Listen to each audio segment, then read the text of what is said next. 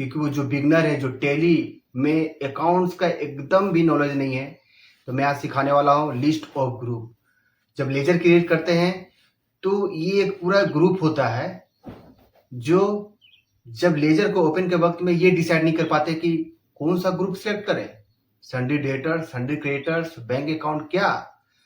तो वो सारा कुछ मैं क्लियर करने वाला हूँ इस वीडियो में, तो आप लगातार वीडियो में बने रहिएगा। तो चलिए आज का ये क्लास शुरू करते हैं। गो। नेक्स्ट बढ़ते हैं ड्यूटीज एंड टैक्सेस। ये बहुत ही इम्पोर्टेंट ग्रुप होता है। जैसे कंपनी में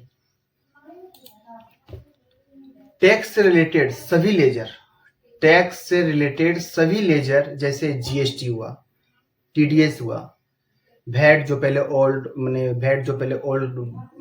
पहले चलता था, अब नहीं है, तो इस ग्रुप में रखे जाते हैं, है ना। जैसे मान लीजिए जब हम कुछ परचेस करते हैं तो सीजीएसटी लगते हैं, आईजीएसटी लगते हैं और एसजीएसटी, 3 तरह का टैक्स लगता है, ठीक है ना। वो टैक्स के बारे में जब मैं वाउचर एंट्री करूंगा सेल का, उस समय टैक्स के बारे में आपको पूरा डिटेल में बताऊंगा। तो सीजीएसटी मैंने खोला, ये चला गया किसमें, ड्यूटीज एंड टैक्सेस पे, क्योंकि ये टैक्स का पार्ट है, ठीक है। ये आ गया जीएसटी, ठीक है ना। ये देखिए यहाँ पर दिख रहा है CGST, okay. Percent of calculation 18%, है ना। ये आ गया एक्सेप्ट, यस, सेव। उसी से मान लीजिए आईजीएसटी की है, ये भी ड्यूटीज एंड टैक्सेस में आएगा, जीएसटी में आएगा, ठीक है। ये आईजीएसटी हो गया, परसेंट ऑफ कैलकुलेशन 18%, एक्सेप्ट। इस तरह से जो टैक्स से रिलेटेड होता है, मान लीजिए टीडीएस, जो टीडीएस मेरा है वो एक टैक्स लायबिलिटीज है, तो उस तरह के अकाउंट को भी ड्यूटीज एंड टैक्सेस में जाएंगे, अदर में जाएंगे, और इस तरह से मैं इसको सेव कर लूंगा। नेक्स्ट टॉपिक में बढ़ते हैं। ड्यूटी एंड टैक्सेस हो गया। अब आता है एक्सपेंसेस इनडायरेक्ट। एक्सपेंसेस इनडायरेक्ट में क्या होता है, देखिए, ऑफिस, एडमिन, सेलिंग और बिजनेस रनिंग के खर्चे इस ग्रुप में रखे जाते हैं। मान लीजिए मैं रेंट दे रहा हूं, या फिर इलेक्ट्रिसिटी एक्सपेंसेस है, प्रिंटिंग स्टेशनरी है, सैलरी है, तो इस तरह के जो भी लेजर होते हैं वो इनडायरेक्ट एक्सपेंसेस में रखे जाते हैं।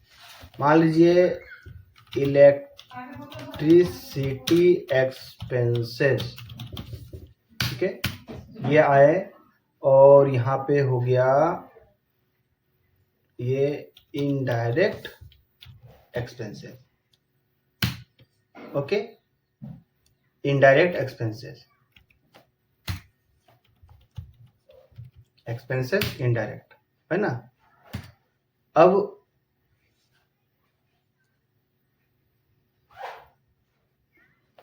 इसमें कोई जीएसटी नहीं है, ठीक है।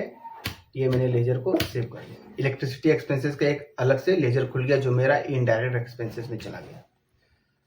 अब आते हैं फिक्स एसेट। फिक्स एसेट क्या है, फिक्स एसेट मतलब क्या, ऐसे एसेट जो बिजनेस में लॉन्ग टर्म यूज के लिए खरीदे जाते हैं, है ना, और रीसेल के लिए नहीं होते, तो वैसे एसेट को हम लोग फिक्स एसेट कहलाता है। जैसे मान लीजिए कंप्यूटर अकाउंट, मैंने कुछ कंप्यूटर परचेज किया, है ना, मैंने कुछ कंप्यूटर परचेज किया, कंप्यूटर अकाउंट, कंप्यूटर परचेज, ठीक है। तो ये मेरे लिए क्या आ गया, फिक्स एसेट। कंप्यूटर मेरे लिए फिक्स एसेट हो गया, है ना।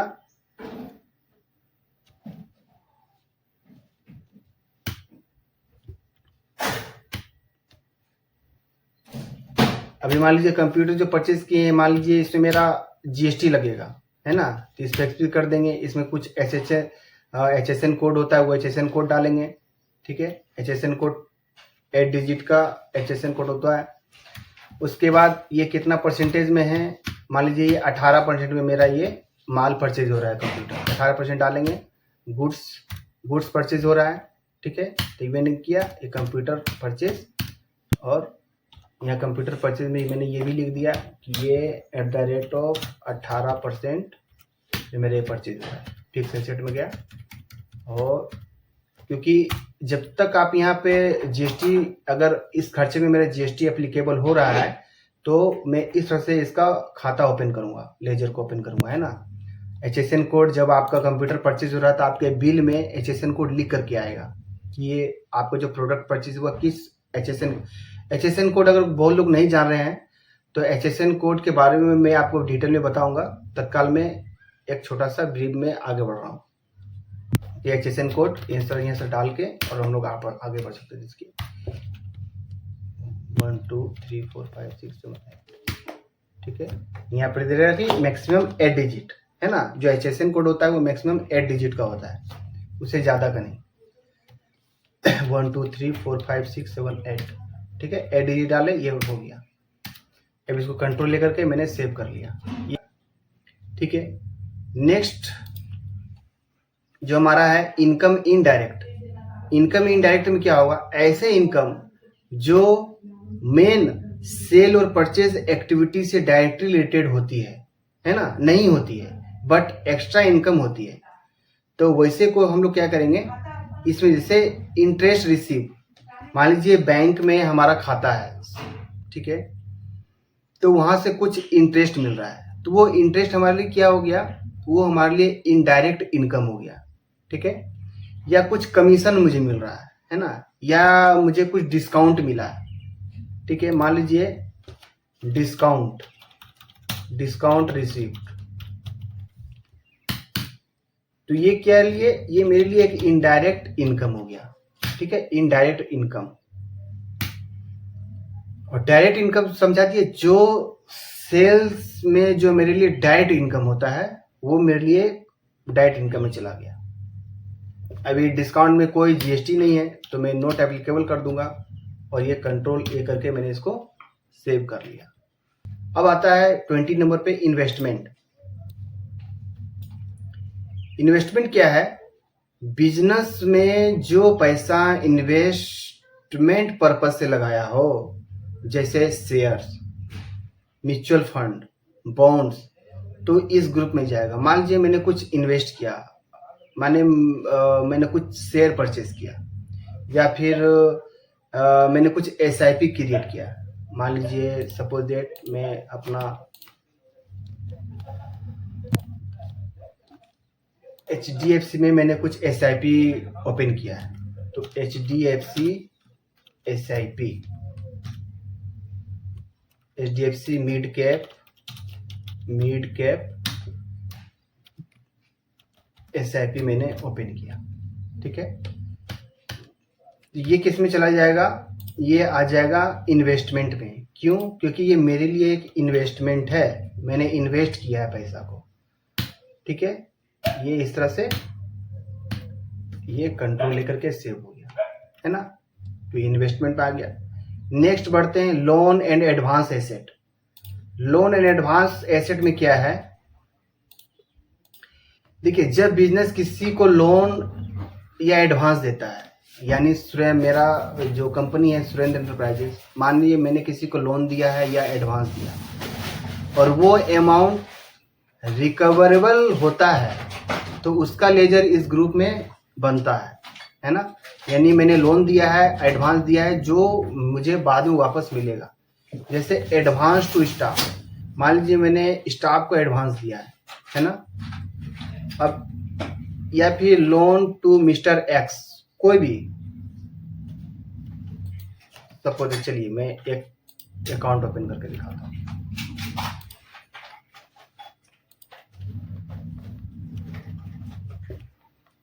मान लीजिए ये है रोहित कुमार, मैंने इनको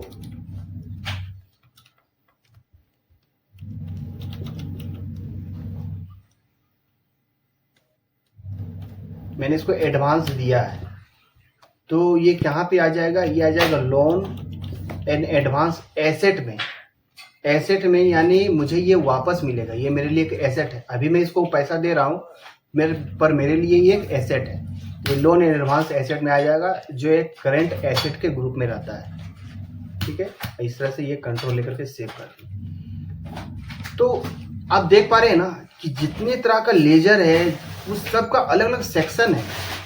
अगर आप अकाउंट्स में कहीं काम करने जा रहे हैं या आप अपना खुद का अकाउंट्स कर रहे हैं, और अगर आप इसको सही ग्रुप में आप अगर नहीं बांटिएगा तो आपका अकाउंट्स पूरा का पूरा बर्बाद हो सकता है। आपका बैलेंस शीट और प्रॉफिट एंड लॉस सही से दिखेगा ही नहीं, इधर का उधर, उधर का इधर दिखेगा, है ना। तो कुछ समझ में आएगा ही नहीं, तो वैसा अकाउंट्स करके क्या फायदा। तो ये जानकारी बहुत जरूरी है। अब आता है लोन्स लायबिलिटीज। जब बिजनेस किसी से लोन लेता है, एक तो था लोन देता है तो लोन से एडवांस एसेट में आ गया। अब आता है कि जब बिजनेस किसी से लोन लेता है और फ्यूचर में उसका रिपेमेंट करना होता है तो वो लोन से लायबिलिटीज में आता है। जैसे मान लीजिए मैंने किसी फाइनेंस कंपनी से मैंने लोन लिया, है ना, कोई फाइनेंस कंपनी से लोन लिया, सपोज दैट श्री राम, है ना, श्री राम फाइनेंस। मान लीजिए श्री राम फाइनेंस से मैंने कुछ लोन लिया, ओके। तो ये किस ग्रुप में जाएगा, ये आ जाएगा loans liabilities. Okay, loans liabilities में आ जाएगा क्योंकि मुझे इसे चुकता करना है, ये मेरी एक लायबिलिटीज है, मैंने इसे लोन लिया है, तो ये आ जाएगा कंट्रोल की, ये सेव हो गया। 25 नंबर परचेज अकाउंट। अब देखिए ये परचेज अकाउंट क्या है। परचेज अकाउंट में क्या होता है, गुड्स या रॉ मटेरियल परचेज से रिलेटेड जो लेजर ओपन होता है, जैसे परचेज अकाउंट तो ग्रुप में रखे जाते हैं। मान लीजिए परचेज अकाउंट, है ना, यहाँ कर दिए जीएसटी, जीएसटी परचेज अकाउंट। अब ये किस ग्रुप में जाएगा, ये आ जाएगा परचेज अकाउंट में, क्योंकि जो भी मैं गुड्स, सुरेंद्र एंटरप्राइजेस का जो भी गुड्स परचेज होता है, जो ट्रेडिंग होता है, जो मैं खरीद रहा हूँ, मैं उसको फिर बाद में बेचूंगा, उस तरह का जो परचेज आएगा वो जीएसटी परचेज अकाउंट में आएगा, है ना। उस तरह का परचेज नहीं जो खर्चा में जाएगा, वो तो खर्चा के लिए मैंने आपको अलग बता दिया, लेकिन वैसे परचेज जो मेरे ट्रेडिंग से रिलेटेड, यानी मैं ले रहा हूँ बाद में उसको रीसेल करूंगा, उस तरह का जो परचेज होता है वो परचेज अकाउंट में जाता है। ठीक है, अगर इसमें जीएसटी है तो जी हाँ जीएसटी है, तो मैंने स्पेसिफाई करेंगे HSN कोड, ठीक है, किस तरह का परसेंटेज है, टैक्सेबल 18%, सर्विस या गुड्स, तो गुड्स है तो गुड्स करेंगे, और इस तरह से मैं अकाउंट को सेव कर लेंगे। अब चलते हैं, आगे बढ़ते हैं। परचेज अकाउंट के बाद आता है 28 नंबर पे सेल अकाउंट। तो सेल अकाउंट क्या है, गुड्स या सर्विस की सेल्स से रिलेटेड जो लेजर होता है वो सेल्स अकाउंट्स ग्रुप में रखा जाता है। ठीक है, मान लीजिए एक sale account, GST cell, GST cell, तो ये आ जाएगा सेल अकाउंट में, है ना। सेल यानी जो मैं गुड्स परचेज किया हूँ अब मैं उसको सेल कर रहा हूँ, तो उस तरह का सेल अकाउंट में आता है।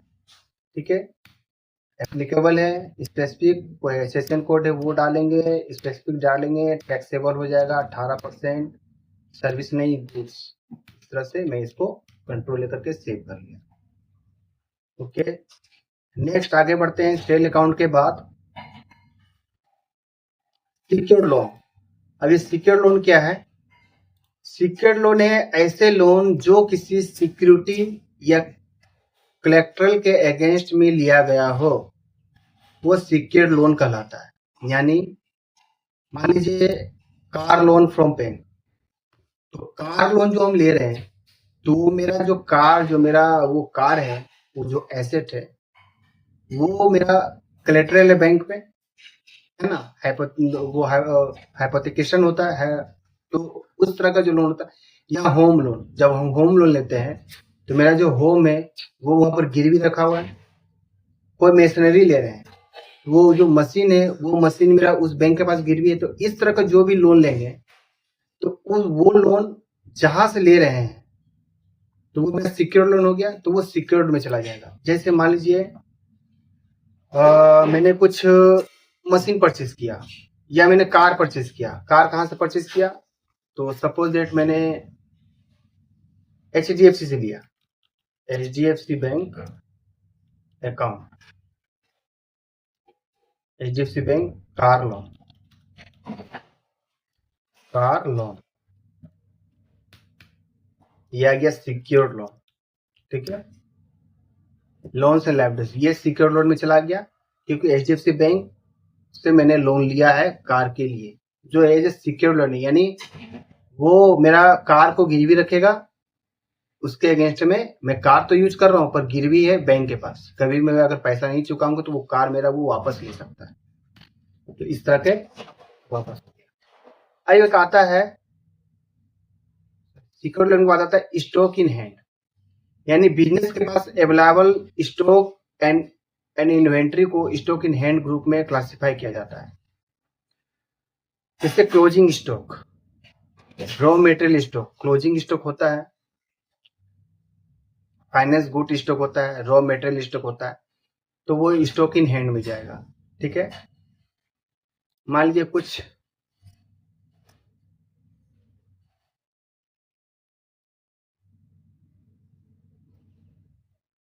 पाइप्स अकाउंट, ये मेरा चला गया स्टॉक इन हैंड, है ना? कितना रुपया का पाइप्स अकाउंट में कितना रुपया का है वो डालूंगा एज ए मैनुअल, ये एज ए इन्वेंट्री के रूप में आता है ना, इस वो स्टॉक इन हैंड में अपने आप चला जाएगा। 31 नंबर पे अब हम पहुंच चुके हैं सन्ड्री क्रेडिटर्स। सन्ड्री क्रेडिटर्स वो पार्टी जिन्होंने बिजनेस को उधार में माल या सर्विस दी और जिनका पेमेंट फ्यूचर में करना है, तो सन्ड्री क्रेडिटर्स कहलाते हैं। यानी मान लीजिए गुप्ता इंटरप्राइजेस कोई कंपनी है, ठीक है, गुप्ता ट्रेडर्स और सुरेंद्र इंटरप्राइजेज जो है गुप्ता ट्रेडर्स से माल लेती है, परचेज करती है, जिसका पैसा मुझे बाद में देना है। तो वैसे जो लेजर होते हैं वो आते हैं सन्ड्री क्रेडिटर्स में। ओके, सन्ड्री क्रेडिटर्स यानी माल अगर परचेज कर रहे हैं तो जिससे परचेज कर रहे हैं उसका जो लेजर ओपन होगा वो सन्ड्री क्रेडिटर्स हो जाएगा। ठीक है,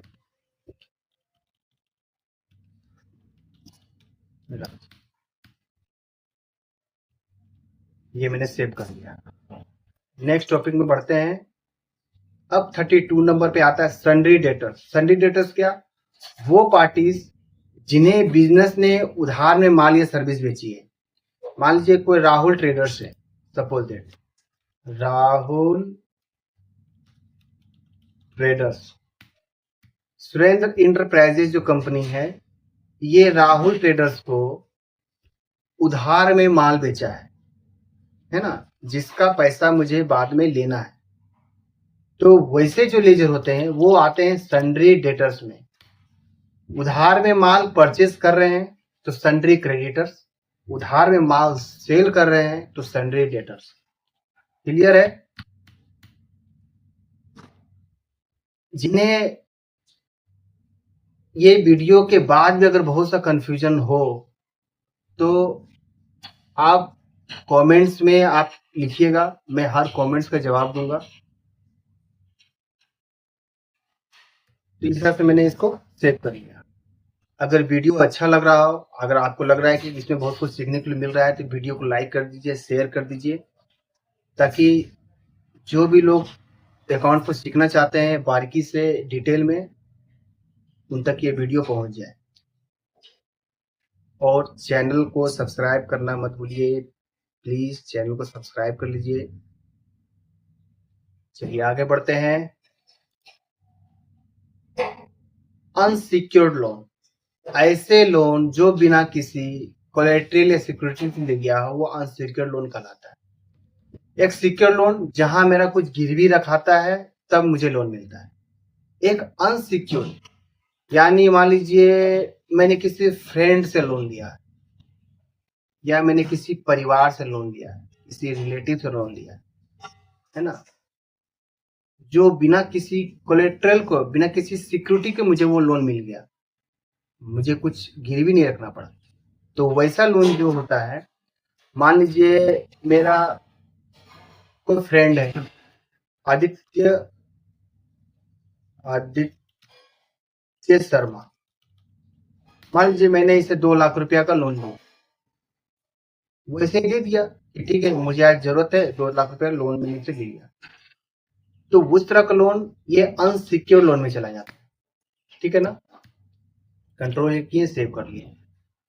नेक्स्ट बस।